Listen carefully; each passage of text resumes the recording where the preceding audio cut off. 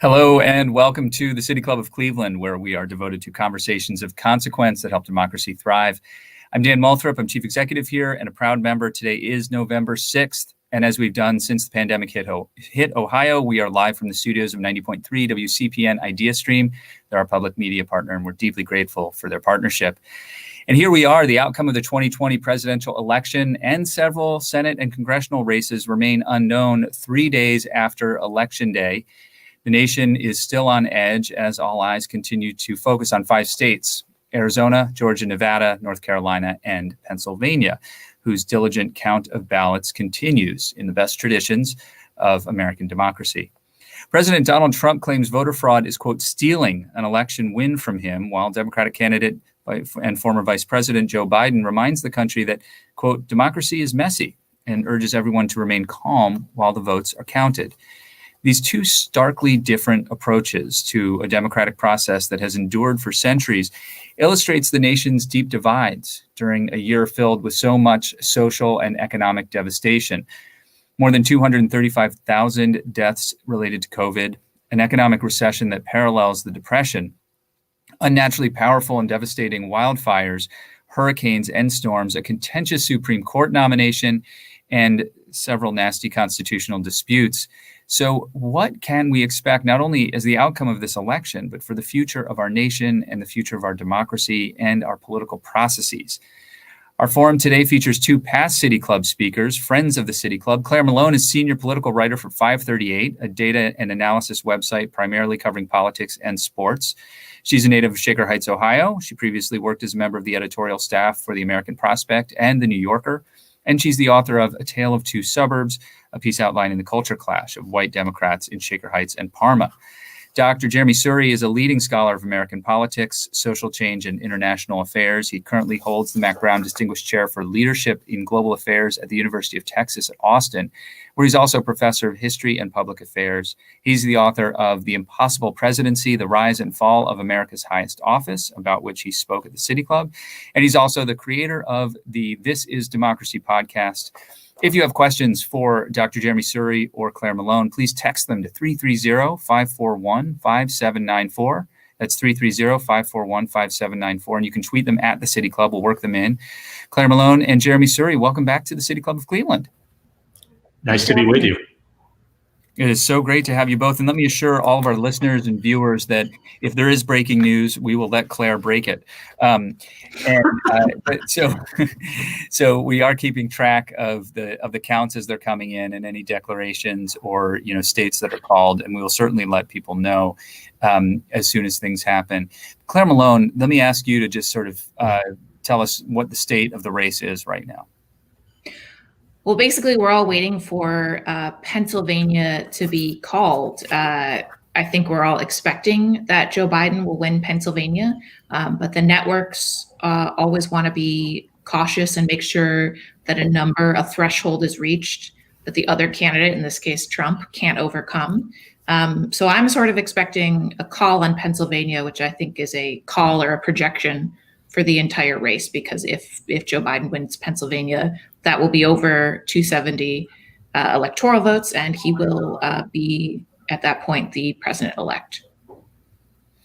Why is Pennsylvania so close? Well, it's actually probably not going to end up being close, but just the way that we all do this vote count, there were so many mail-in ballots, and those are counted later on. Those were mostly Democratic votes because as we all know, over the past few months, Democrats were pushing mail-in voting because of the pandemic.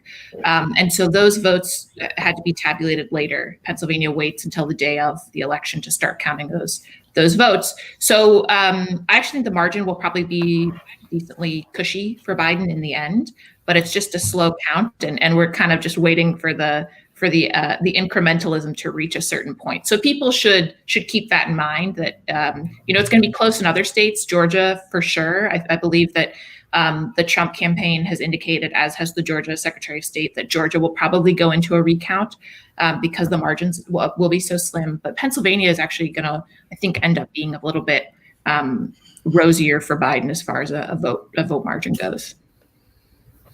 Jeremy Suri, this week has been one of a sort of excruciating period of anticipation for political watchers of all stripes. And it has revealed a lot about the state of American democracy. And I wonder what it has revealed to you, or what you have noticed about the state of American democracy. I think it's a great question. There's definitely a lot that we're seeing about ourselves. We've long said as historians that elections are mirrors of our society. We're seeing, of course, that we are a deeply divided society, divided between Democrats and Republicans. And the outcome of this election actually looks startlingly like 2012, when Barack Obama defeated Mitt Romney. There are just a few states that are different, Ohio being one of them, Georgia and Arizona in this case. But we're a country deeply divided between Democrats and Republicans, and also deeply divided between urban and rural voters. We're also a country filled with progressive thinkers and filled with anti-progressive thinkers. And the issue of race is really an issue where you can see not a lot of center, but a lot of extremes on both sides. And then finally, I'd say we are a society now where more people are engaged, at least with voting. They're often engaged in voting and yelling at one another, but they are engaged. Across our history, the moments of greatest turnout have actually been the moments of greatest partisanship. When we're more partisan as we are today, more people actually get involved with voting. So that's a good and a bad thing if you think about partisanship and voting. All of this is to say, Dan, that there's a lot of work cut out for us in bringing the country together and figuring out new ways that people who share such different views of the world can find a way to work together. Claire Malone, as we've been thinking or sort of watching things play out, and this is I don't think there's been this much attention paid to the process of counting ballots since 2000 in the disputed, the famous hanging Chad moment. Nevertheless, like this year, people understand voting. They understand the process. They've looked into it. We're having more conversations about the Electoral College, perhaps, than we've had in decades. And there's something that feels quite durable about about the way we do democracy here. I hope so. I mean, I think, people are certainly more, there's certainly been a lot more information about here's how you do your mail-in ballot, mail-in voting is safe, all that stuff. Here's how a vote count works. But on the other side, Dan, there's also a lot of people who are not getting that same information. There are a lot of people who are getting the information that, and this is untrue information, I need to stipulate, right? That those people are getting the message that there's a problem with mail-in voting. There's a problem with the counting of the ballots. There's not, but a lot of people are getting that message. And I think a disturbing number of people are getting that message. So on the one hand, this is one of the smoothest vote counts, if you're talking about actual facts on the ground, that we've had. And I think, quite a lot of time. People were very vigilant on the ground. I think election, you have these bipartisan election observers and vote counters. For the most part, we didn't see any of these big hiccups. But on the other hand, I think a lot of people, there were some pretty alarming pre-election polls about the way people felt about the integrity of the election. And obviously that comes from the very top, right? The president has made some pretty alarming statements, democratically alarming, I would say. So I'd say it's a double-edged sword. Unfortunately, I think it's a partisan, bubble, whether or not you see the vote process as having unfolded smoothly or not smoothly, because we've seen a lot of, pretty disturbing scenes from around the country, particularly in Detroit, I would say, of protesters outside, windows saying "Stop the vote" in the midst of a vote count. So that stuff is. Makes me a little bit tentative to give a full-throated, everyone was more involved with democracy. We are going to see at the end of the day a historic turnout, but I do want to temper it a little bit with there's some real problems. Jeremy? I would say, though, that is how our democracy has historically worked, unfortunately. We like to tell a story of our democracy of, good patriotic citizens who go out and vote and then go home and happily accept whoever has won the election. Generally, we do accept who has won the election, but not without strife. not without violence. Our elections were surrounded by low-scale and large-scale violence in the 19th century and also in the early 20th century as well. So I'm actually pleasantly surprised and optimistic that for all the yelling we're seeing on social media, there does seem to be a very strong commitment among Americans to move forward with whoever has more electoral votes and has more votes as a whole, even if people don't like it, similar to 2000 in that sense. Jeremy Suri is a professor of global affairs at the University of Texas at Austin. Claire Malone of 538 is with us as well, with the City Club Forum. And if you have a question for Claire and Jeremy, please text it to 330-541-5794. That's 330-541-5794. If you're on Twitter, you can tweet it at the City Club. We'll work it into the program. I want to ask you, Jeremy Suri, about the press conference last night. It wasn't exactly a press conference because it was a statement just delivered to the press from the president in the White House briefing room. And it was remarkable for a number of reasons. But as a historian, what did it tell you? So that was an event we have not seen in our history. It's rare for a historian to say that, where a president of the United States comes before the American public and tells the American public that he doesn't believe in the Constitution and doesn't believe in our democracy. We've had plenty of presidents who have done undemocratic things and done unconstitutional things, Democrats and Republicans. But that speech, if I were leading a discussion of it with my students, we would very quickly come to the conclusion that everything in that speech explicitly and consciously ran against everything that our democratic constitutional republic is about. We allow the people to choose who leads our society. All votes are counted equally. You don't get to say your votes for you are legal and the votes for your opponent are illegal. And whether someone is from an African-American city like Philadelphia or Detroit that was singled out by the president, or from a white rural area, after the passage of the 15th Amendment, all those votes count equally. So it ran against everything in our society. And actually, I think he largely went much too far, even for his supporters. It's very hard to defend what he said. And it proves, on the one hand, that this is a person in the office of the presidency who doesn't understand what the presidency is about, even after 4 years. He understands what he's about, but not what the presidency is about.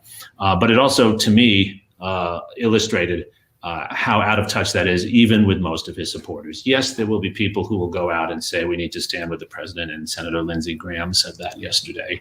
But most Republicans are too cowardly to come out and condemn it. But they don't support that. Here's the real problem with what he said. The members of his own party were elected in these elections as well.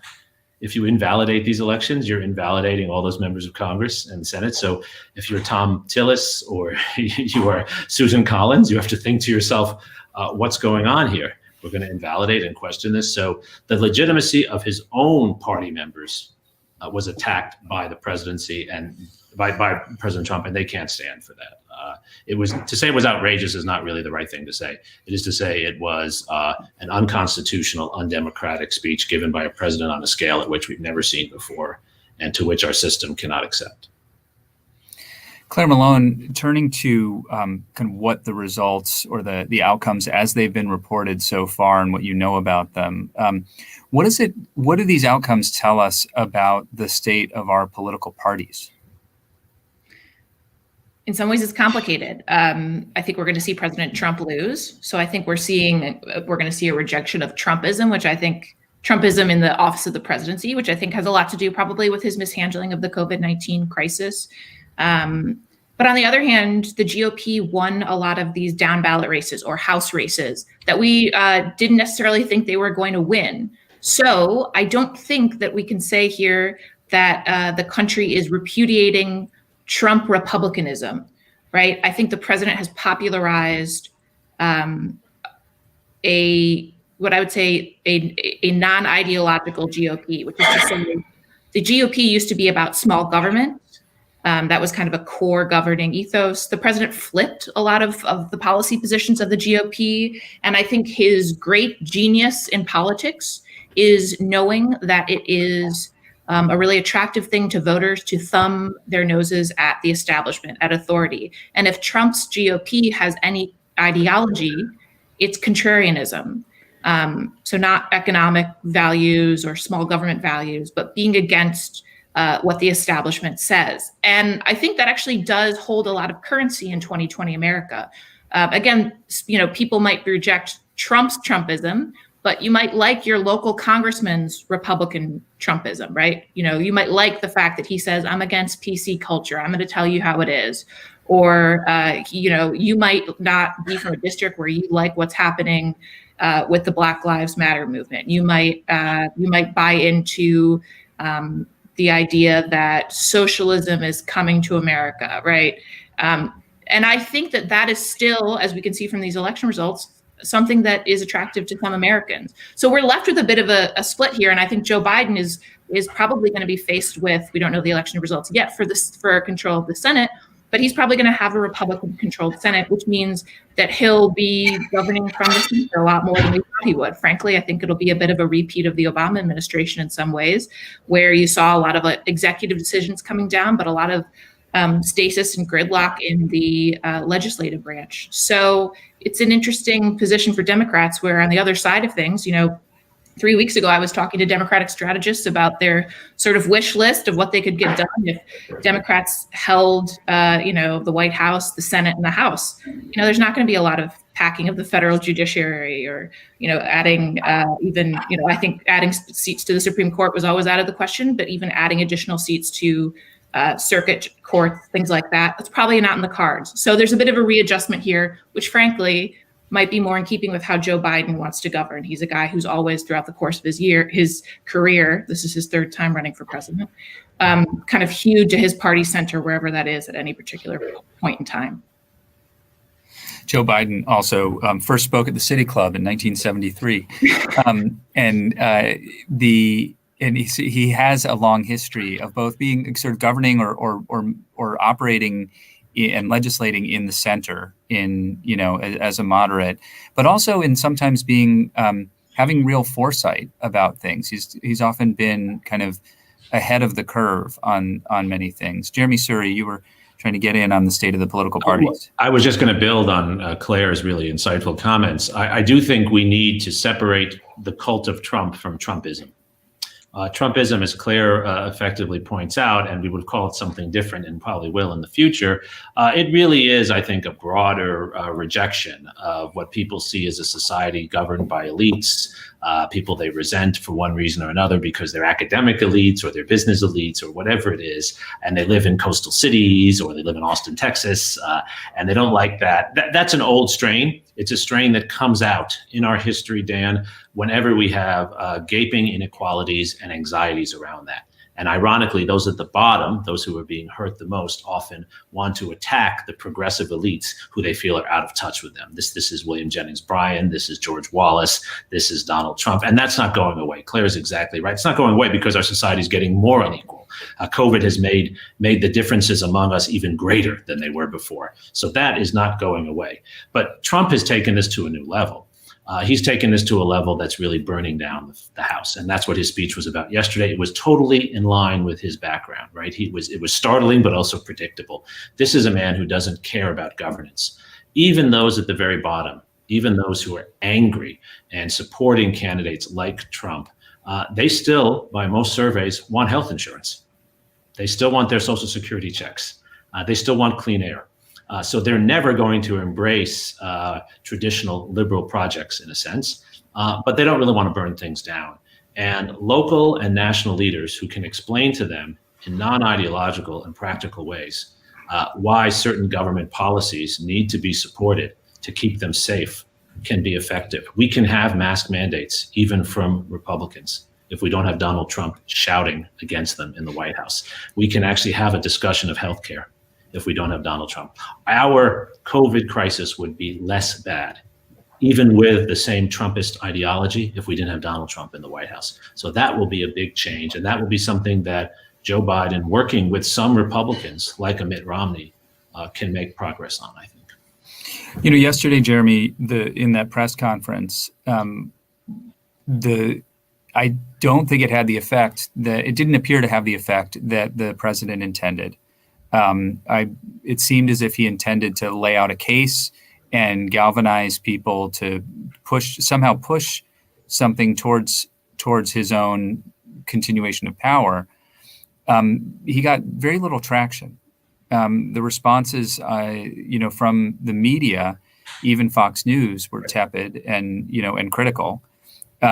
And the vote counts continued, right? And judges, who were hearing lawsuits responded the way they do, which said to me that the institutions are still very strong. Yes, I think our institutions are remarkably resilient. And in fact, in certain ways, they've become more resilient than we were in, let's say, 2000, because people were prepared for this. Again, it was shocking, but it wasn't surprising. And the Biden team and the media, they had long conversations about how to respond to this. They were labeling his tweets. YouTube took things down, videos encouraging violence. In 2000 and 2016, we weren't prepared for this kind of behavior. And our institutions, therefore, had a hard time reacting. They assumed people would play by certain rules that they didn't play by. We were prepared this time. I'll also say that what was really striking about the speech, which made it ineffective, Dan, is that he offered no way forward. He offered a series of complaints. It sounded to me like the kid who's lost a game of one-on-one with me playing basketball, right? This often happens with my daughter. She still thinks she can beat me, but she can't quite yet. She loses, and then she complains, right? That I did X, Y, Z, da-da-da-da, but the game's over. That's it. That you can complain all you want, right? He doesn't think strategically about how to use the institutions of government to try to get where he wants to go. The Bush team in 2000 had a very clear strategic plan that they marketed to us and to their supporters in a way that built step by step to an outcome. That was a speech lashing out. And unless you're willing to burn everything down, there's really nothing you can build on. What are you supposed to do after you hear that? What does he want you to do? The only real outcome, which is what's really dangerous about it, this is where he really has effect, is if you really believe him and you want to follow him, then you want to go out and act violently. And that's what's scary about that. That's the effect he's having, I think, is motivating a small number of people to go out and do violent things. Well, to be clear, though, we have not seen that yet. And we don't know that we will. I hope we won't. I hope we won't. I fear that he's signaling that. Jeremy Suri is a professor at the University of Texas at Austin, the author of The Impossible Presidency, The Rise and Fall of America's Highest Office. Claire Malone of 538 is with us as well. Claire Malone, one of the surprise storylines of the exit polls suggest that, and these are early and sort of untested and unweighted exit polls, but suggest that the GOP made significant gains with voters of color. Yeah, I'll answer that in a second. And first, I have to just make my general exit poll caveat, which is because of the pandemic, we're just not relying on exit polls this year. So at 538, we're relying on, once we have all the votes in, we'll go through that data. But yes, Dan, your point does stand, which is the president did, perhaps your listeners will have heard, in Florida, he did much better among Cuban American voters in Miami-Dade County than expected. Now, a thing that I always like to caveat is the Hispanic vote in the United States is really different, right? It's from lots of different countries. Cubans in Florida and Venezuelans in Florida might tend to be much more conservative than a first generation or second generation Mexican American living in Arizona, Arizona's a more urban state, in Maricopa County and Phoenix, where a lot of those people live. There's a lot more women and there's a younger population there. So all that stipulated, I think what we're seeing in Trump's inroads with Hispanic voters and Black voters is frankly probably going to end up being the gender gap.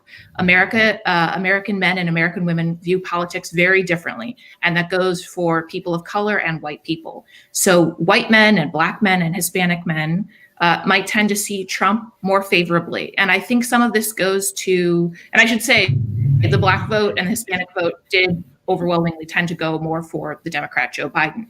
But if we're looking at, the past 4 years of American culture, if you go back to the Brett Kavanaugh confirmation hearings, which sort of coincided with partisanship and the Me Too movement, American men and American women saw those hearings in a hugely different way. In 2016, we had the biggest gender gap in the election, which means men and women voted really differently. I think you see a lot of split marriages. College-educated white women in particular have been fast moving to the Democratic side of the spectrum. White college-educated men a little bit slower.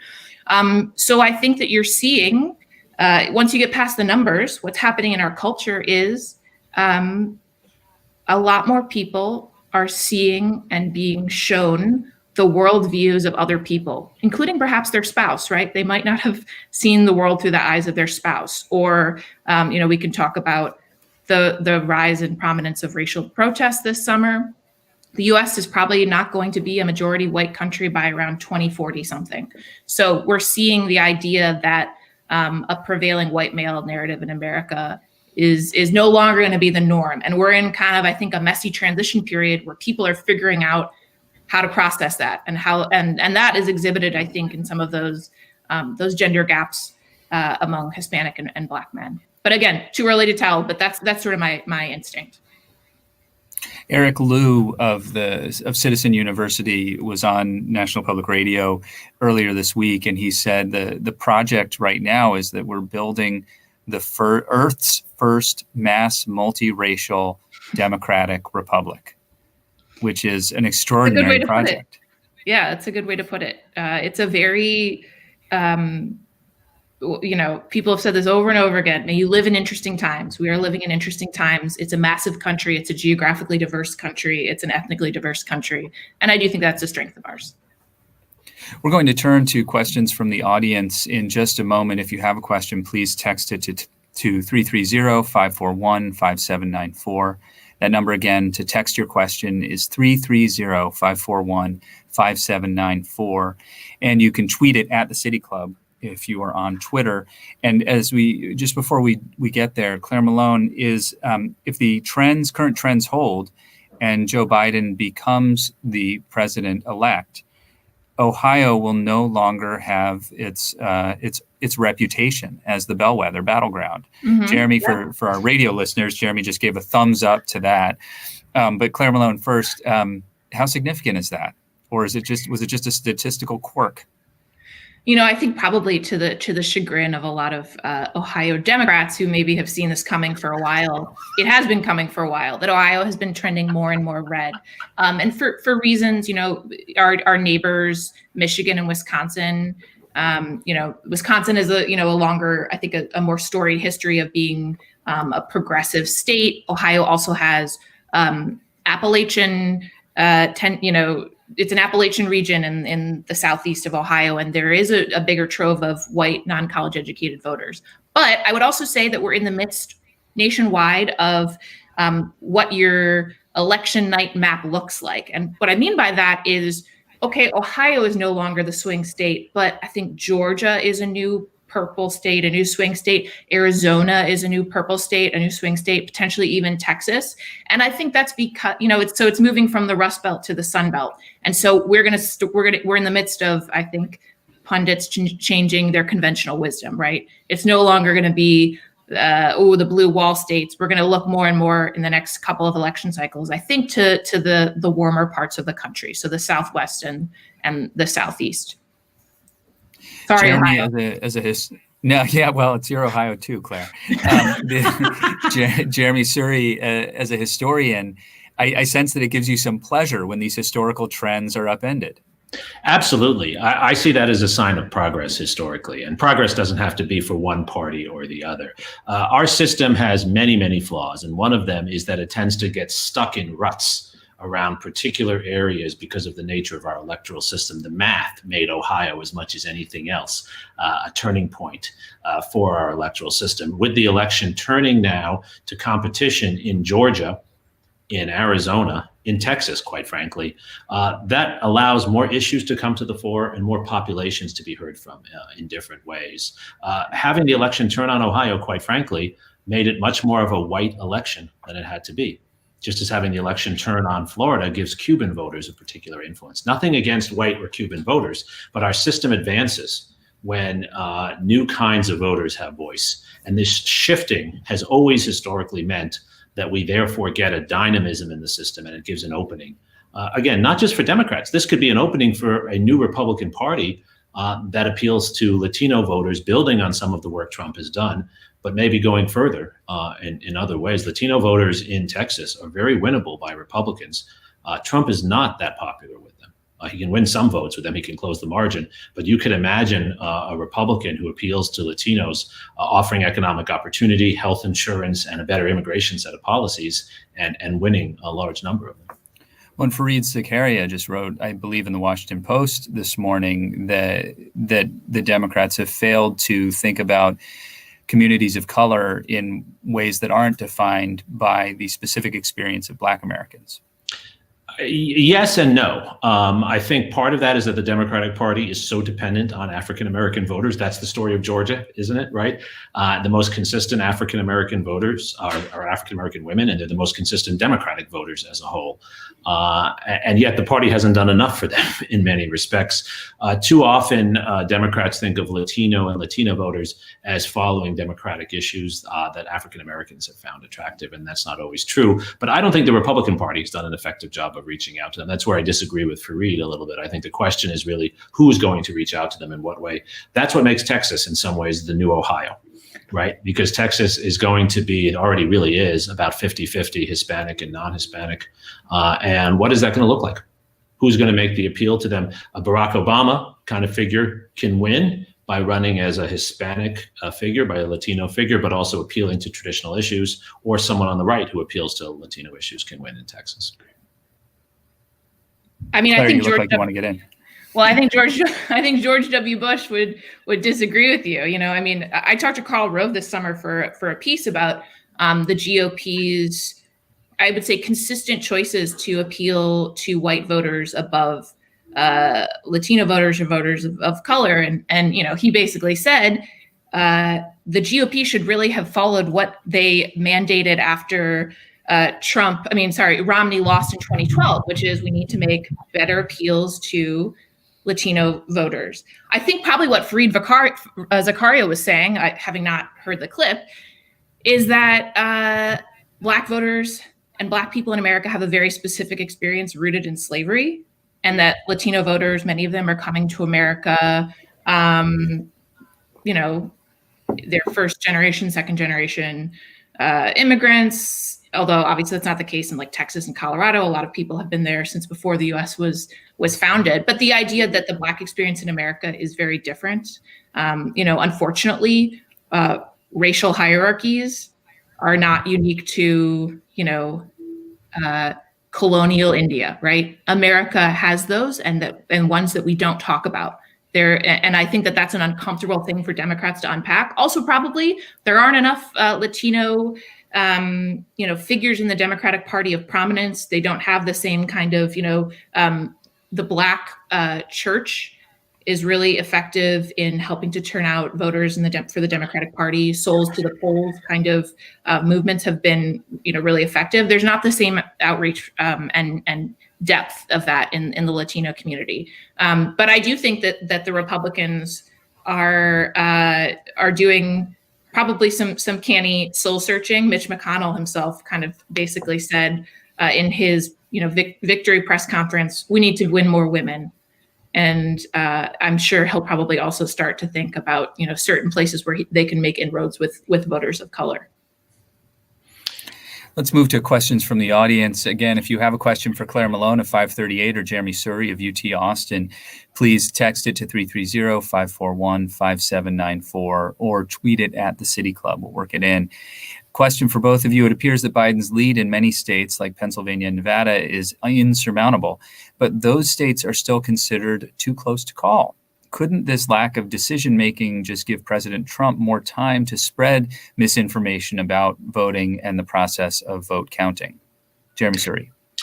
I worry a little bit about that, but I actually think right now it makes a lot of sense to be deliberate about showing that we're doing everything we can to count every vote. The argument that the Biden people are making appropriately, in the Democratic Party and most American citizens, is that this election is about counting the votes, and whoever has the most votes in the most states with the most electoral votes should be president. And so I think it's wise not to be premature in calling this, but it's also true that the longer this lingers, the more time there is for frivolous lawsuits and all kinds of outrageous things to be said. So we have to find that Goldilocks position. I'll be very comfortable, and I think we'll be in a good place if this race is called by this evening. And I think it will be. If this lingers for 3-4 more days, then we're in a different situation. Claire Malone?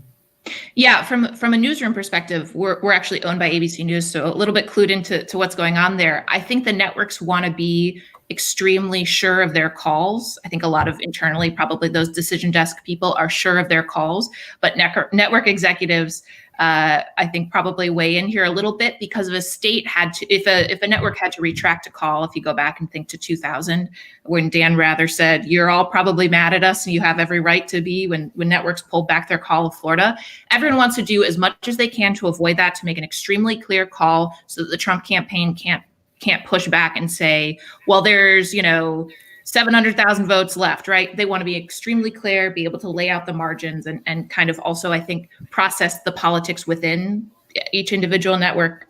Fox News, I think, is perhaps the most prominent example of internal politics coming to bear. The Trump campaign was extremely angry at Fox News for calling Arizona a couple days ago. So lots of stuff.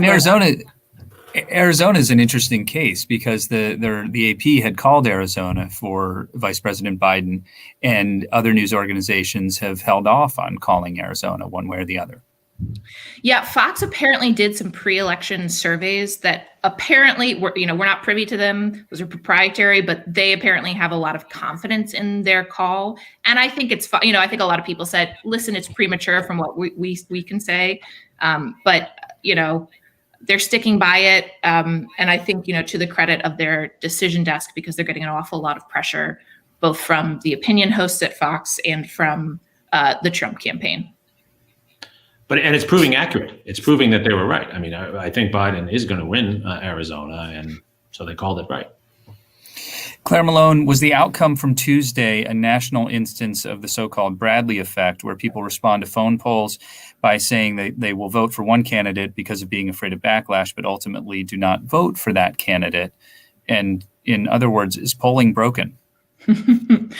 I think my answer, today on Friday, as we're still counting the vote, is I don't know yet. We don't have all the data, but certainly, in a place like Florida, there was a polling miss. I mean, I think there's been, this is a far too online conversation, but there's been a lot of, I think there are really good conversations to have about how polling gets better in an age where you probably don't pick up a cell phone call from a number you don't know. And we're still working to perfect internet polls. And then there's a whole existential conversation of how much should these very tuned in, typically, frankly, college-educated white male people drive our political conversation, people who are constantly having their eyes on the polls. There's lots of conversations to be had.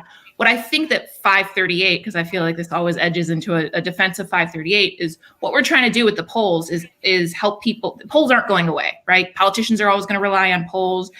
News media organizations are always going to try to, put out a poll, perfect a poll. We're trying to give our readers poll literacy. We're trying to explain to you the fact that, actually, when all is said and done, there might be a really big polling error in Florida, but it might be okay in other places. Why is that the case? Was there a Bradley effect in Florida? We don't know. Were pollsters missing, certain kinds of Latino voters? We don't know. But I do think that, it's probably not the answer to fully turn away from polls, but to talk a little bit more about the changes undergoing that are being undergone in the industry, and just walking people through the fact that we don't just do polls, we report, right? So you're trying to give people the best approximation of what's going to happen.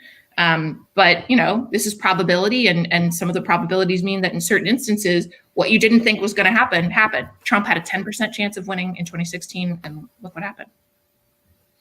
And 538 had projected that he would have.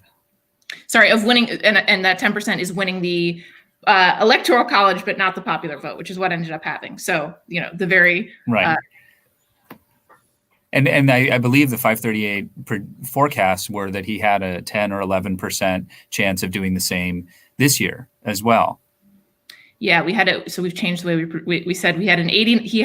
Joe Biden had an 89 in 100 chance of winning the White House, because we realized that it's important about how you phrase probabilities. So it might seem small, but yes, Biden also an 11 in 100 chance of threading that needle, yeah. Which is like rolling a 1 like 8 times or whatever it is, right?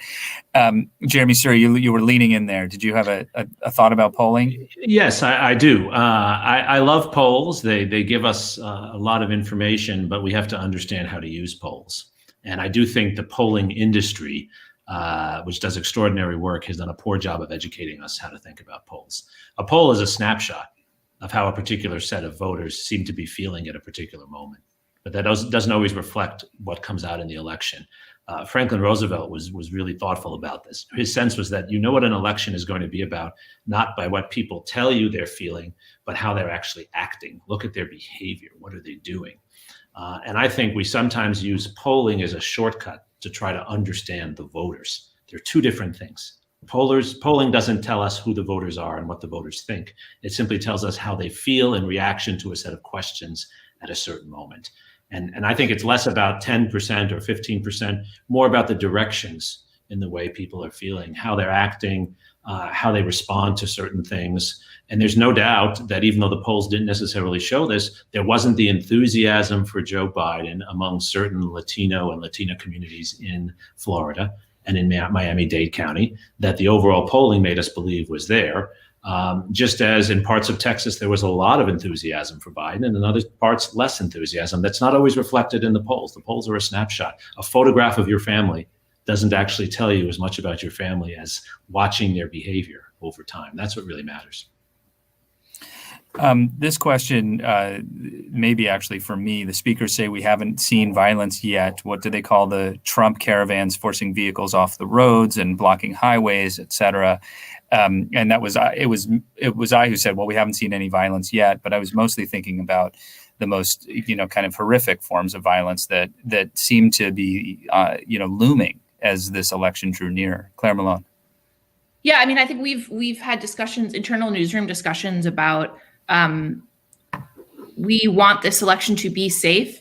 We didn't, you don't want to. I think you have to walk a real fine line in the news media of covering disturbing anti-democratic behavior and also not trying to wind people up, right? To give people a view of, there aren't riots in the street right now, right? I'm in New York City right now. Things are peaceful, right? That there were disturbing instances and disturbing lack of condemnation from President Trump, from his campaign, from, GOP senators who kind of lauded that incident. That's not a good, rhetorical setup. But also, I would say we in the media don't want to stir up these things of like, oh, we're on the brink of a second civil war. We want to push the idea. And I think it's true right now that this is a peaceful election, that there's no evidence of massive fraud by any stretch, and that things are, if we're seeing disturbances, they seem to be relatively small and unfortunately not condemned by the powers that be.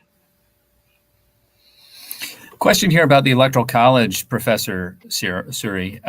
Is a statewide initiative started by citizens to put change on the ballot the best method to attempt to change a winner-take-all system to a proportional or other more democratic method?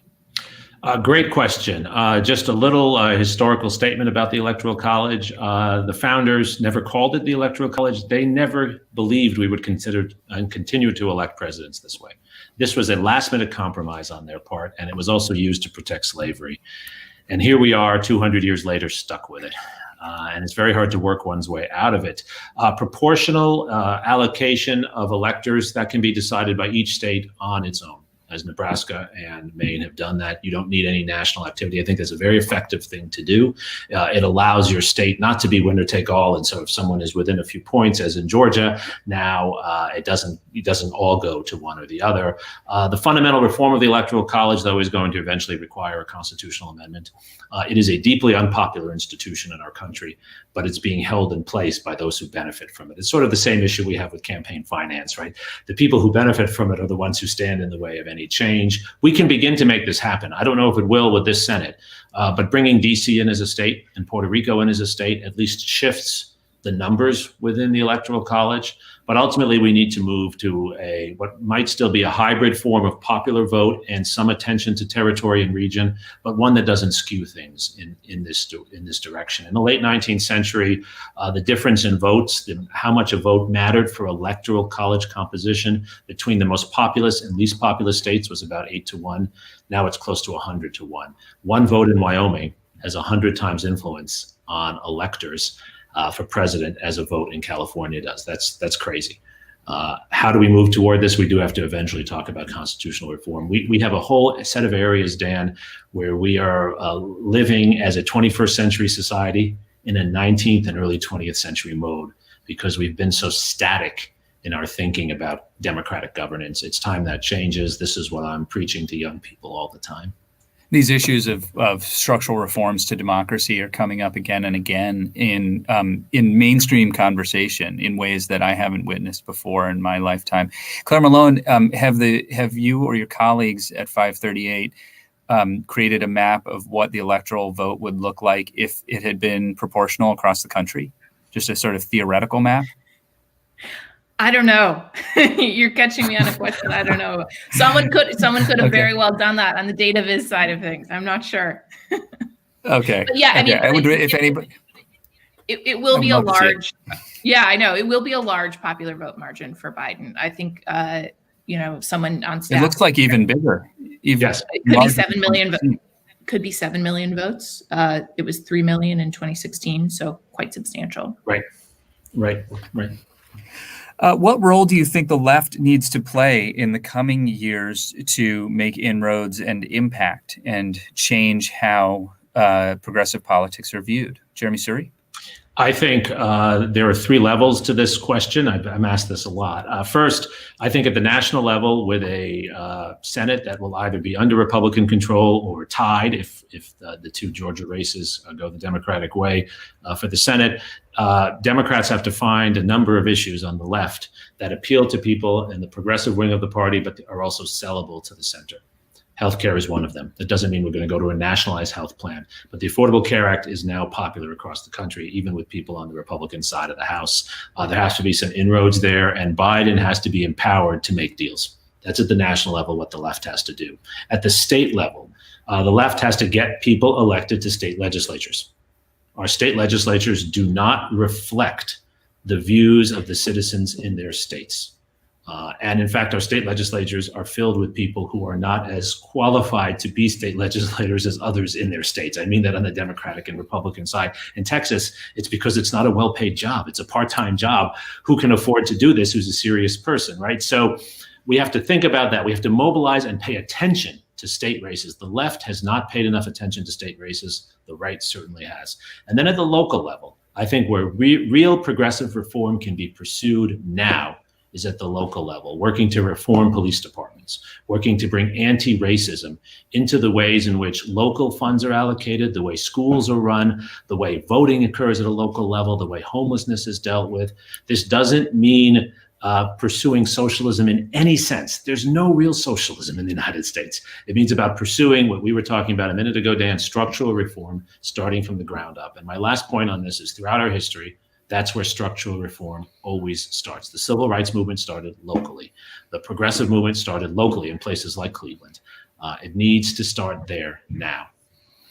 Claire Malone, in terms of the question is sort of what does the left need to do to grow its or to bring more people in to I mean, I'm always, as a journalist, I'm always a little wary of offering solutions for parties. But what I will say is that I think a lot of people in different parts of the country, because our politics have become so nationalized, that people, to Jeremy's points about building out state governments, under Barack Obama, I think, we saw a much more nationalized politics. And frankly, Democrats didn't do very well at the state level. And I think it can be a problem for people when they don't see themselves, like, let's say you're living in Northeast Ohio and you don't see yourself in the national party and you don't have a really good sense of who Ohio Democrats are, who your local Democrat is.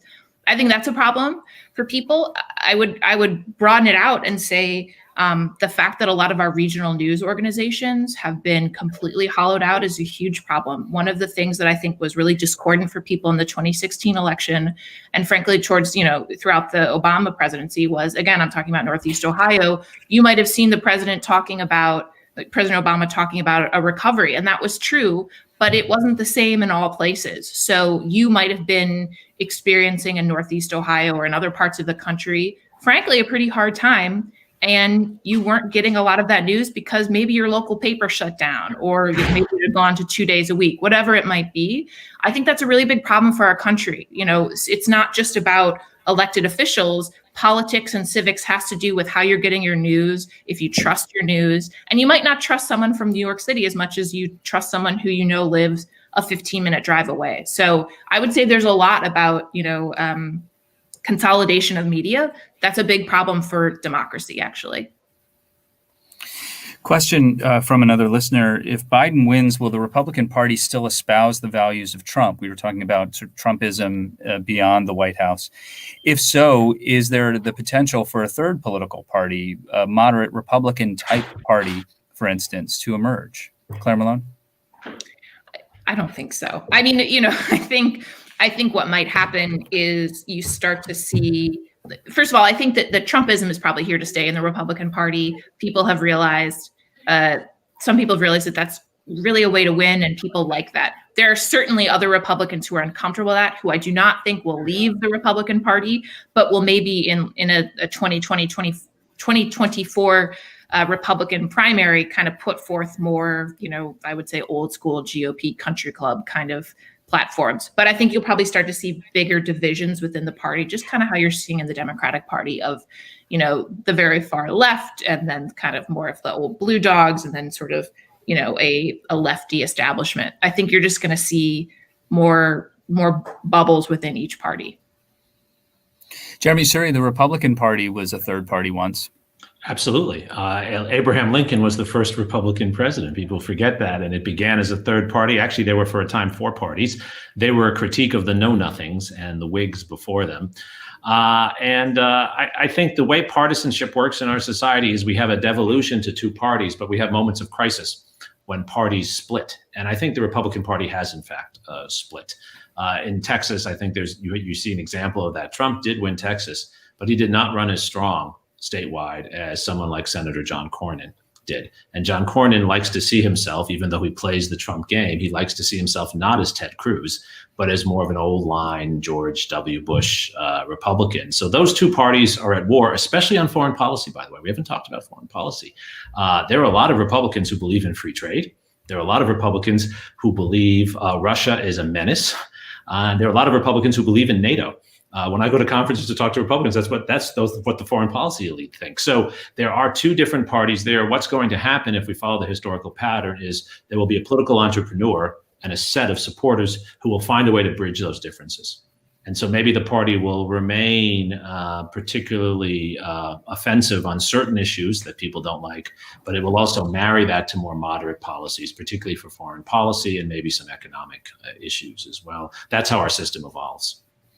Well, just FYI, on November 10th, next Tuesday night, the City Club is hosting a forum on just that topic, foreign policy and the next administration, and that starts at 7:30.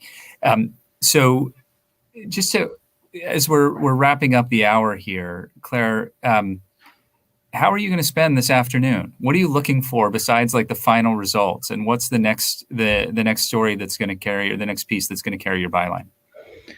Well, I'm definitely looking for the results. I'll have a piece probably going up sort of maybe this afternoon, kind of reflecting on how politics has changed for us over the past 4 years. If President Trump loses, which I think it's looking like he will, his impact won't go away. The permeation of politics in our pop culture, so there's kind of that, just sort of reflecting on the Trump era. And I think, there's going to be a lot to parse through as far as, how strong President Trump's, racist messaging actually was. I think a lot of Democrats you saw on Tuesday and Wednesday, once they realized that this wasn't going to be, a landslide election, there was a kind of, I would say, period of, emotional, of sadness, right? That the president hadn't been repudiated in this way that they thought he would, that it's not a mandate election.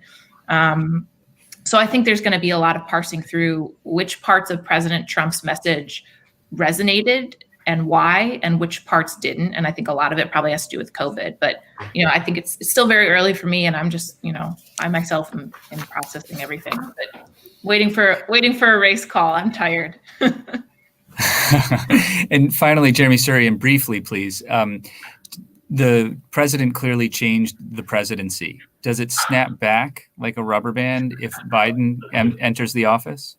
You asked me the biggest, most difficult question with the least amount of time, Dan. It doesn't snap back, but there will be a reaction to much of what he does. We are going to be going into a period of congressional government where Congress asserts itself more, whether it's Democrat or Republican. So some of the things Trump did will last, but many will spark a counter reaction, as happened after Andrew Jackson's presidency. We'll get legislating from the legislature? We'll get limits on the president's use of money, limits on his use of military force, and requirements for him not to appoint interim people to run all the federal agencies.